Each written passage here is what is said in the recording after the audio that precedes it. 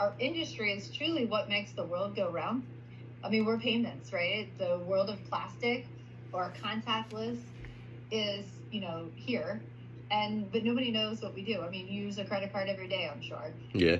And we're the whole behind the scenes, but nobody knows what we do. I always laugh and say, I've been doing this since 2004. My sister is even in the industry. She works for a competitor. I brought her in the industry years ago as well.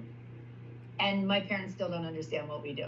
We still talk through stuff. And, my dad always tries to ask questions. I'm like, don't even try. You're just not going to get it. You're not going to get it. But it's great. It's great. So that's a little bit about me. I'll just kind of turn it over to you for a little bit and just kind of give me a little bit about yourself. Okay, of course. So my most recent experience has been at Decide, which is a native advertising solution. And as of 2 Fridays ago, they laid off me and then close to another like 30 employees. So, oh my gosh. Yeah, wow. Smaller startup. We had a total about 66 employees. So honestly, it was just like financials. They didn't have enough money to keep building the team at that rate. But at my time at Decide, I started as an SDR, got promoted to account executive, and I sold mostly virtually, so through different email cadences. And then I would say my typical cadence was around 9 touches, the first 4 to 5 being emails, 5 and 6, typically like a LinkedIn connection, adding a note, LinkedIn message, and then that way, like my 8th and 9th touch were cold calls, but I like to consider them kind of warm because at that point, they've already either put a face like with my name, they've either seen like some of my subject lines. And then worst case scenario, I'll usually jump on the phone and just kind of jog their memory. Maybe they did see it, maybe they didn't, but it's better than being completely cold. Outside of like just the virtual selling, the cold calling, emailing, LinkedIn messaging, also went to some trade shows. So Affiliate Summit East was a really good conference for us in New York. I closed close to 3 deals at that conference, even like just meeting people in the elevator, like meeting people at booths. So that was really cool. Right. And then prior to working at Decide, I had some real estate experience. So I did like a high volume of cold calls in the real estate industry, close to like 300 dials a day, and talked to some really interesting people. You can imagine in that field. We do on a regular basis, whether it's consumer or business. Yeah, so that was fun. Had some crazy experiences. It went good. And then just over like the last year and a half, in the meantime, while I've been at Decide, I've also built it like a learning platform just for new SDRs, for people wanting to work from home, called Wealth University, where I grew my own like personal and other social media accounts to close to 75,000 followers as well. So that's been super fun too. Nice, good for you. Well, again, good for you in some of what you've done, but not good as far as what has happened. So again, I'm happy to be talking to you. No, of course. I always say sometimes when those things occur, it really kind of puts things in perspective, right? You kind of just look at it and kind of just see the opportunity of where it will take you to the next step. Yeah. So as much as it stings bad, then it's a kick in the teeth, but it really just kind of again, makes you really kind of look at a few things differently. Yeah, it does. New doors always open when one closes. Yeah, no doubt about it. No doubt. So tell me a little bit about just how, when you said your 9 touches, how did you find these people? Like when you were doing your prospecting, how did you find them? Yeah, so we used the Zoom info a lot, and pretty much I was targeting. So how our solution worked is I was targeting B2B. So I'm looking for other businesses who are selling like a product that's B2C. And I'm looking for like the digital marketing managers. I'm looking for like paid per click or like just different type of programmatic specialists. Anyone who does demand generation, anyone like in anything related to marketing, just depending on the company size. Sometimes maybe I'm just targeting the VP if it's a smaller company. Sometimes if it's a really big company, there's a bunch of different digital marketers and they have different types. And from there, I'm really just trying to set that meeting up, set that appointment up. But all the lead gen was done myself. And then as well, like once I had that call set up, I also was the one doing the demo and then closing the call. We had a pretty quick and easy solution. Our platform was fully managed. And if you're familiar with like Taboola or Outbrain or any other native advertising platform, most of those will optimize around the like CPC, so a cost per click, or maybe just the views, eyeballs, like impressions. And we were optimizing down funnel, so either the like email capture for a lead, a product sale, or a loyalty or like subscription based offer. And then as long as we were hitting like their CPA target, our program was just going to proactively scale. We're saying, hey, maybe your target is $100 CPA. So for every $100 we spend, as long as we're getting one conversion, we're going to keep spending. And if not, then the program proactively pauses your offer too. So pretty easy sell. We could get the test up and going in like 24, 48 hours, depending on the client, obviously, and how quick their business is ready to move. Sometimes, like for the financial industries, it maybe took a week to a month, just because the compliance things, when we're our editorial team has certain compliance things that they need to put like on the offers. Maybe like our MSN, Microsoft Network, they were one of our suppliers. They were a little bit more strict with their compliance. So Yeah. I would just say like 48 hours to a week was the general ideal sales cycle. Okay, I like it. How many like when you were doing your 9 touches, like how many appointments then like would you get? Like what was your goals every month? So let me go back. What would be like a goal? Like what were you targeted to? So my target was 3 new opportunities a week, 12 a month. And opportunity count is like either a meeting set or at least a new conversation started, like with the goal of a meeting set. And then as I got promoted to account executive, we transitioned to having like, we still pretty much the entire time at Decide was 300 total outreach touches a week. And then as I transitioned to AE, it was also 1 deal closed a month. Wait, let me step back for a minute. So you said, I thought you said 12 a month. So 12 opportunities, but 1 close a month. Oh, gotcha. Okay. Yeah, 12 new opportunities, 1 close. Just because with our test budget being like $2,500, and then some of our good clients could spend upwards of $10,000 a day and be uncapped. So it was a little bit larger of a deal, and we were kind of focusing on long-term partners because we had like an approval through our data team of we're subsidizing close to 60 or 70% of the initial traffic in the test budget. So we kind of wanted to make sure like this is either a brand or type of vertical that we've had some success with in the past, or there's something in the data that makes us think this would be successful. Okay, did you focus on a particular vertical since you said that? Like, were you looking at a particular industry type? I did not focus on a particular one. I mean, mainly like any type of retail offer that had a good product. Like there was different kind of campaigns that I would run, maybe just focus on financial, maybe just focus on like insurance. Those were 2 of our biggest sectors. Okay. But nothing too specific, no. Okay, and then how'd you get compensated? So compensation honestly was not the best because it was a startup. We had a nice base salary, but like commission and bonus wise, it was kind of up in the air of like, hey, this is something we're looking to like add a pretty good structure towards 2023, but as like the performance reviews and the financial stuff didn't come back, it never really happened. If you don't mind me asking, what was your base? Base was $65K. Okay. I told you could make more than that in the first year here. Would you be excited about that? Yeah, definitely. Definitely be excited. Okay. So I'm just going to kind of like, I just wanted to hear one other question. Did you do any type of external, like, were you part of any BNI? Did you do any type of networking, part of any networking groups, Chamber of Commerce? Did you do anything like that? Nothing like that, no. Okay. Would that have, not that it matters because you're not there anymore, but was that did anybody do that?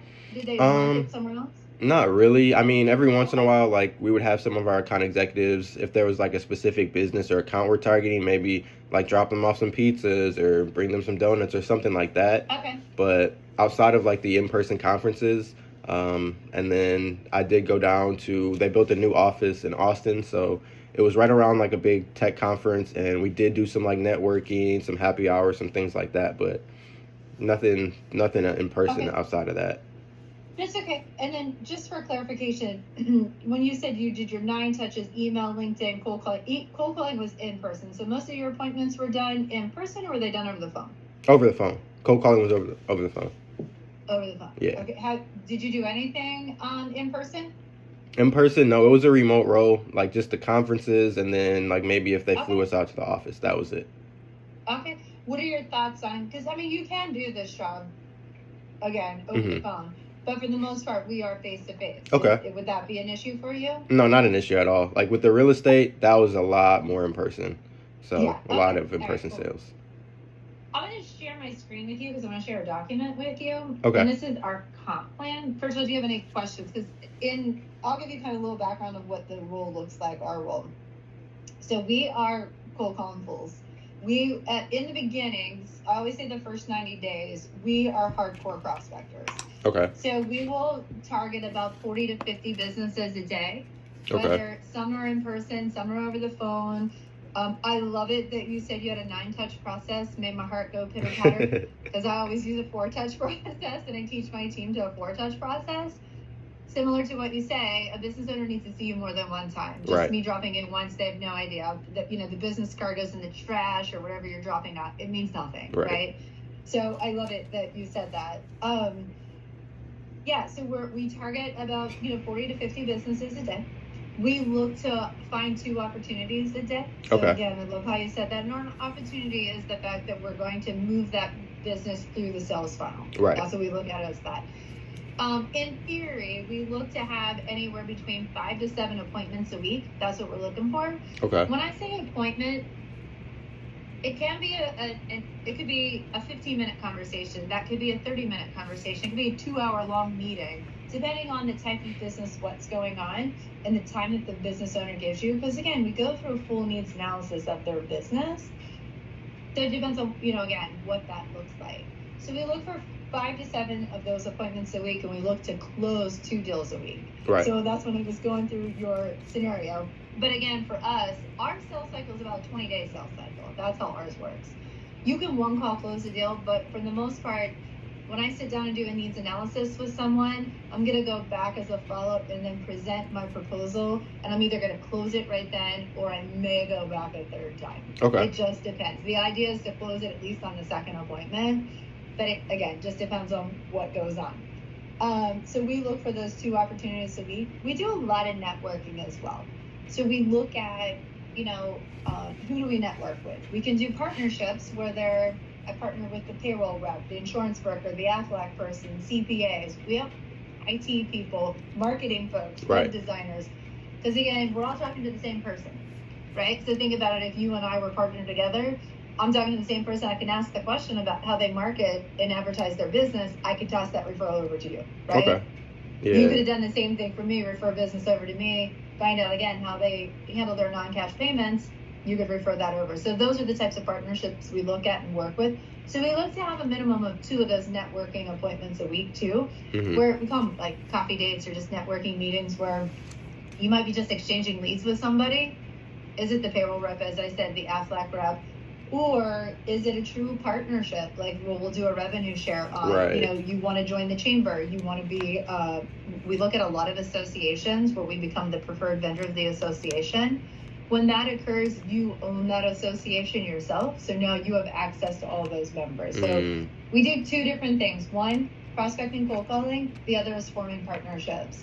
In the beginning of this role, the first 90 days to 6 months, you're it's crazy when it comes to the prospecting that we do, because you're just you can't even spell payments yet, let alone how to really present it to somebody else. But we help you along the way. Of course, you can always form those partnerships, but I always want to be realistic about it, because sometimes people are afraid to go into those partnerships when they don't even know what the heck they're doing, right? Let alone be able to say, I'd love to partner with you, right? So once you hit that 6-month mark, we really look at now, how do we get the partnerships going? What do we do? The most successful people in this role, you come into this prepared. You come into it with lists already created, people that you want to target, and we help you along with that. Once we offer you the role, we really start talking to you ahead of time, saying, start putting your list together and where you want to go and who you want to target, because we want you to come out of the gate strong. Right. Those first 90 days are critical, and I say this in the easiest of ways or the nicest of ways, is because the way our compensation works, we pay 30 days in arrears. So whatever activity happens in January, you get paid at the end of February. Right. So that's why we say you want to come in fully prepared on that. And I'm going to go over our comp so you can see that. Okay. Let me share my screen here. There's a couple different pieces to it, so I'll break it down Okay. for you. So give me 1 second. Okay, can you see my screen? Yep. Okay, so I'm going to start with number 3 because this is kind of the most critical piece right now in the very beginning. We do a 12,000 base and a 60% residual. In the merchant space, we're all about residual income. So I don't know if you've ever talked to anybody that's in the merchant space. Do you know anybody that sells merchant? I do not. Okay, so we're all about residual income. So what that means is you haven't even got out of bed yet and had your cup of coffee and you have money coming to you. Right. Based on what your portfolio is doing. So in the easiest of terms, I'll just say it this way, that 60-40 split is, let's say a deal makes $1,000 profit, you're getting 600, we get 400. That simple. We do pay mileage reimbursement, so you do get that reimbursement. The key to the comp in the very beginning is this sign-up bonus. I like to call it an approval bonus. This is the flood of our comp plan to your benefit. In the first 6 months, we do push you hard to hit this 10 deals so you get the $5,000 bonus. Because technically, as you see, it's tiered out. 1 to 3 deals, you get 200 each. 4 to 6, you get 300. 7 to 9, you get 400. And then 10 plus, you get 5. Technically, in those first 3 months, this is what you're living off of, this approval bonus. Okay. The flaw in the comp plan is this. That approval bonus is only based on approvals. They don't have to activate. There's no volume assigned to it. There's no revenue assigned. Nothing's assigned to it. We just say, get the approval. Okay? Sweet. Go ahead. No, I was just saying that's sweet. That's pretty cool. Okay. Oh, yeah. Please interrupt me if you have any questions. In months 7 through 12, we dial it back to that you have to have 8 approvals because we hold you to an expectation of 8. So that's what we look at. You get the 400 and then 10 plus you get 500. And in months 13 through 18, it's 10 and it's 250 each. The reason why we dial this back is because your residual is now kicking in and building. Right. So let me show you what that looks like. These are very conservative. Can you see this okay, by the way? Yep, I can see it good. Do you want it any bigger or is it good? No, it's good. Okay. So here's the residual. This is very conservative. It's based on traditional pricing. In month 1, we technically only goal you with 2. But as I just said, you don't forget about that 2 because you want that approval bonus. Yeah. But this is how the pricing is set up or the commission is set up. So by month 6, if you're doing your 8 deals a month, you can expect to have your residual around 2,100. So that's what I'm saying. The first 3 months are critical to hit that 5,000 bonus each month. I mean, if you hit if you have 9 deals, you're getting 3,600. But I always, again, like to go for the 10, so you get the 5,000. But we tier that out for you, plus your $1,000 base that we give you. Then by the end of the first year, your residual will be, I'm going to arrange it for you. I'll say between 4,700 and 5,200. Okay. Now, this is based on traditional pricing. We have something else called cash discount that changes this. It doubles this we like to base it just on traditional. Then by the end of the second year, your residual check will be definitely at the $12,000. As I said, haven't even got out of bed yet. You got $12,000 coming to you. Now, here's the kicker. This is the best part of our comp plan, is number 4. First of all, do you have any questions on any of that? Nope, everything makes sense so far. Okay, because I'm a fast talker. So. The number 4, this is our vesting piece. So we say after 2 years of service, we consider you vested within the organization. But here's what it means to you. That means you have ownership equity in the business you bring in your portfolio. So you own the portfolio. So your clients that you're talking to and the merchants that you're bringing on, you have ownership. Every year then, on your anniversary, after your 2 years of service, we say you can sell back your portfolio to us at up to 33%. We pay it out 25 times. So here's what that in the math words. You sell $3,000 off of your monthly residual, we'll cut you a check for $75,000. That can happen year over year, or it never has to happen. You can just keep building it. But people will cash out for these reasons.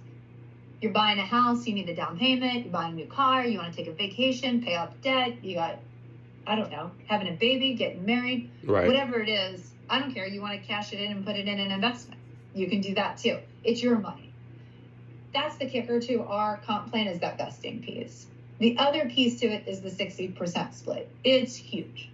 Now, we have folks that haven't even been here a year that focus a lot on our cash discount program, that it's 9 months in and their residual check is already at $9,000 because they focus on that program that we offer. So we do 401k and health benefits, but now to put it in simple terms for you, your first year, this is conservative.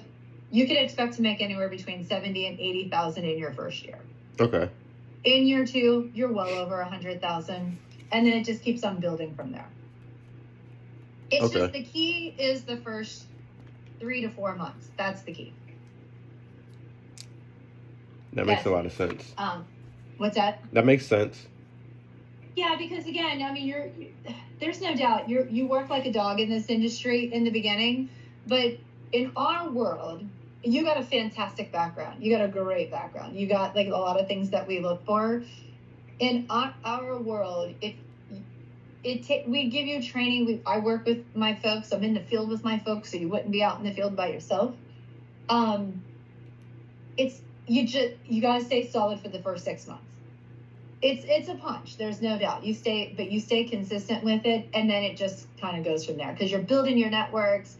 The business makes sense now. You're talking to people. You're understanding what happens. We do have about a 6-month learning curve. I mean, again, I'm just being honest with you. We train you from the very beginning what to say, what to do. It's that 6 or 8 month mark. You're like, oh, wow. I finally understand what that means. I finally get it. You feel like a robot at times, but finally everything all comes to be. Okay, that makes sense. I had 2 questions. Yeah, please. First question, when I was speaking to Leo on the first interview, he did mention, like just for lead gen wise, there was like social media like opportunities too. So he said there was one role that maybe I could do that like in combination for social media just to have a little bit of a higher base. And then he also mentioned just to ask like lead gen wise, are there current like reps who are using like social media or just different channels to kind of do lead gen?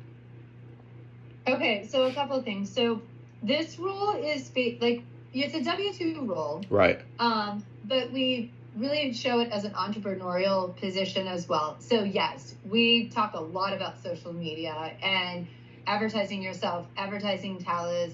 Even if you're just randomly cold calling today and you walk by and you stop in and get a cup of coffee at a local shop, you can like snap the picture and show. Right. We're very big on promoting businesses that we sign. And, you know, again, we advertise for the business, you know, welcome to the family, you know, here is whatever, Lisa's Pizza Shop, come down, you know, on Friday nights you can do any of that kind of stuff. Okay. For sure. You can do any of that. Now, I'm not sure what he's mentioning about a different role we have. Yeah, so he was saying maybe like he said there was a social media role that I could work in combination like with this sales role. Just so he said it would be an option possibly, but just to mention like maybe if I wanted to do a social media role that maybe had a higher base salary and then do this one on, like as well so that I could have a high base salary but also the opportunity to earn a lot of commissions because we were talking a little bit about like the social media and just different ideas or ways that that might come into play too, like for advertising and lead gen. Again, I don't know what he's talking about. So okay. Let me ask him what he was referencing there because I'm not sure what he was talking about on that. Okay. Because again, this role in itself, it truly is it's a full-time job. I mean, it does take extreme focus and discipline, clearly, but can be very lucrative as you know, you're building your base and your portfolio. Okay. Yeah. Okay. And then my second question was, how quick have you seen like maybe like newer reps, but they had experience in different fields, like kind of just grasp like the information? Have you seen like maybe people be super successful in the first 90 days or even like the first 30 days, kind of just hit the ground running? And like, what are some of the things that I could do or maybe that they did to just set themselves apart? Love it. Love that question. So I will say this. The most successful reps that we bring on are those that don't have industry experience. Okay. And I say that because they come with bad habits from their old provider.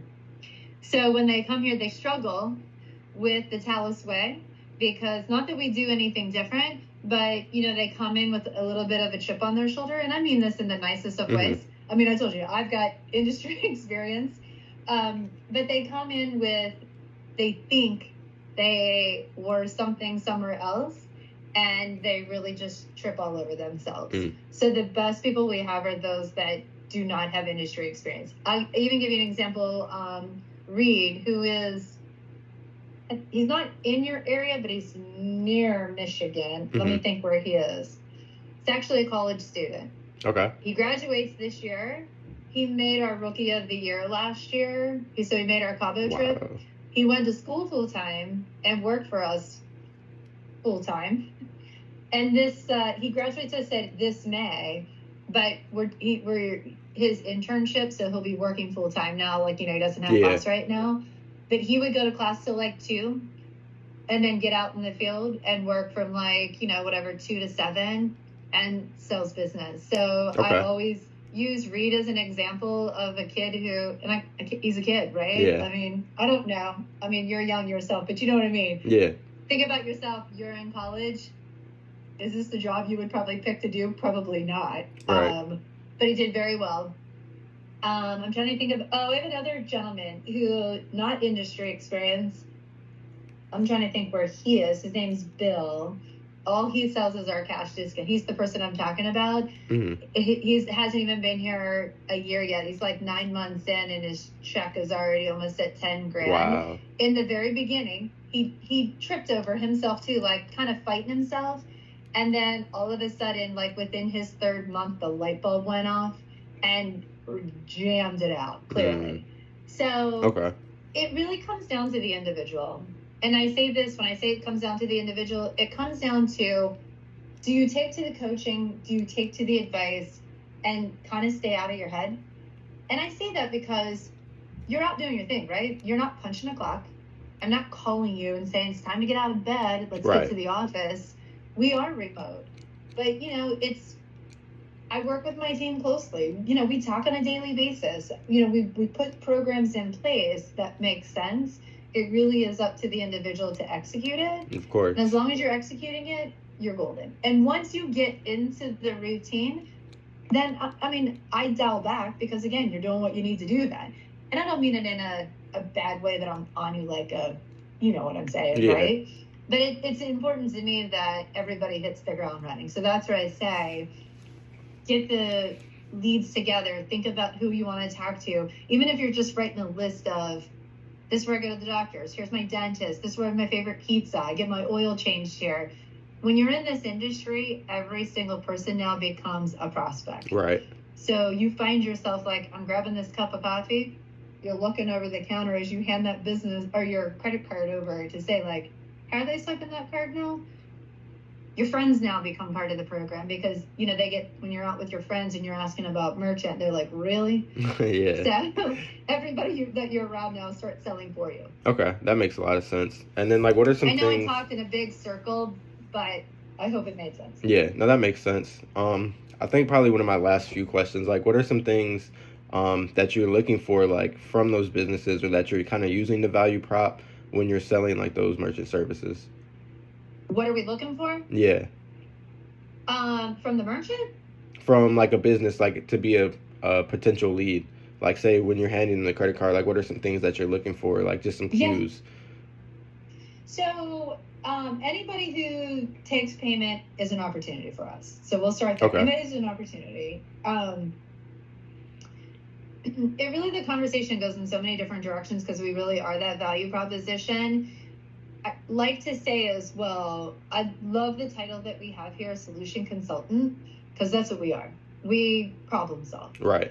And back to when I was talking about your network and forming those partnerships, because if you're sitting down talking to a business owner and you're having a conversation and you ask who their CPA is, who their banker is, who designed their website, do they offer benefits to the employees running around, who does your payroll? When you ask those questions part of your process, I may not be the solution today, but you tell me I don't like my CPA and I'm really looking for somebody that can help me strategize. Do you know somebody? You're like, I do Yeah. actually. I network with a few folks. Let me introduce you to them. So now you're helping that merchant out because they need something. You're that problem solver.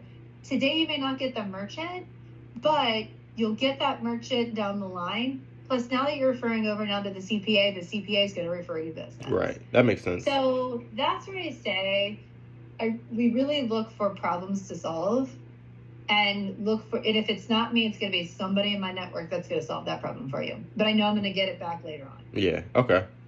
That makes a lot of sense. I hope that answered your question. Yeah, no, that did. It does seem a little similar, like just networking wise to real estate. Yeah. For sure. Yeah, no doubt, no doubt. This is truly, if you can talk to people, you're very successful in this role. And without a plan and without knowing how to spell payments, you will close 3 deals a month just because you just trip into those opportunities that are right there. Yeah. Okay, that makes a lot of sense. Yep, yeah. Now, you got a couple minutes yet? Yeah. Oh, okay. So what are you looking for now that you are really dialing in and trying to find a new position? What are you looking to do? Looking to definitely find a company that has like more of a recession-proof solution for sure. And then honestly, just looking for like a good team and a good company to grow at. A team that's competitive but also supportive. So say someone's out killing it, setting 5 appointments. I definitely want to know like, hey, what are you saying, or what's your subject line? But also want someone to be out there pushing me, like to compete to get my deals done, get my deals closed too. So honestly, those would be the biggest things that I'm looking for. Okay.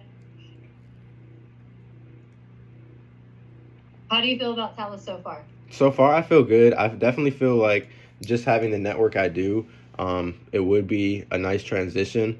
I definitely would want to know like a little bit more about, because Leo mentioned something about the social media, and then as well he mentioned it was either like business funding.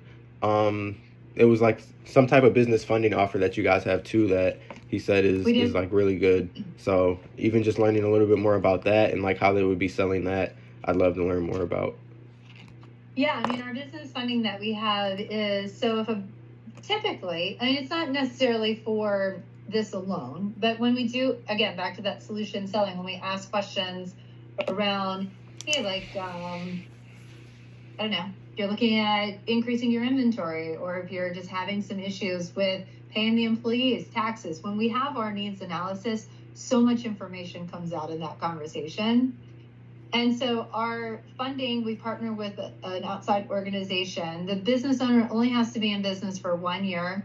They have to batch out a minimum of 7 times a month, which our merchants batch out every day. That do a minimum of like 4,000 a month in volume. Mm-hmm. And that's it. 4,000 you're in business. And we really just referred over to this other organization. They run with it and do everything because, again, the agreement technically is with them. Right. And then the way the money gets paid back is through the batches. So they decide like, okay, we'll give you $15,000, and then they'll take a certain percentage out of our monthly batch. We don't get involved in it because, again, it's between them and the business owner. Okay. But it's a great solution because it then holds that merchant sticky to you, because then they have to process with us and they can't go anywhere else. Yeah, that makes sense. Okay. Any other questions? I mean, common objections, like what are some of the common objections you maybe see from other people on your sales team? So you mean common objections as far as what the business owners give us? Yeah, like just in the sales cycle, maybe on cold calls or even like just networking. It's probably something you've probably heard already in the past, like, I'm not interested, I'm very busy, can you just email me something? Right. I'm in a contract. Yeah, basic objections. Like, it's very similar. I think you would see it in what we do. We are a traditional outside sales organization that, again, we hear the same objections when it's, down the line with everybody else. Okay, that makes sense. And then what would like the next steps from here be? Yeah, so the next step is we have you talk to my VP. His name's Scott. Okay. Super nice guy, very supportive, very knowledgeable. We go through that. I can tell you we are looking for a quick turnaround. So we are looking for like the 13th of February. Again, we are in a nice hiring process right now. So the start date would be February the 13th. Okay. So that we definitely want to get something set up then soon. Oh yeah, I'll reach out to Leo. I'm gonna reach out to Leo as well. What is your? Let me see if I have your email. Hold on.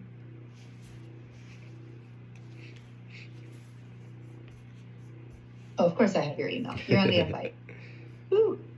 All right, I'm gonna email you after I talk to Leo what he meant about that social media role. Okay. Sweet. Yep.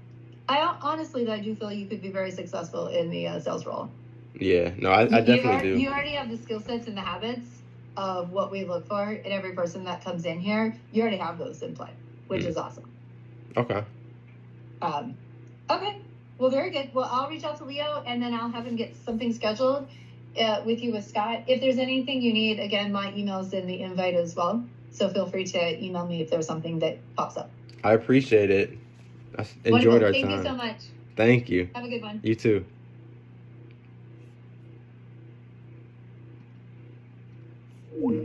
Yeah, it was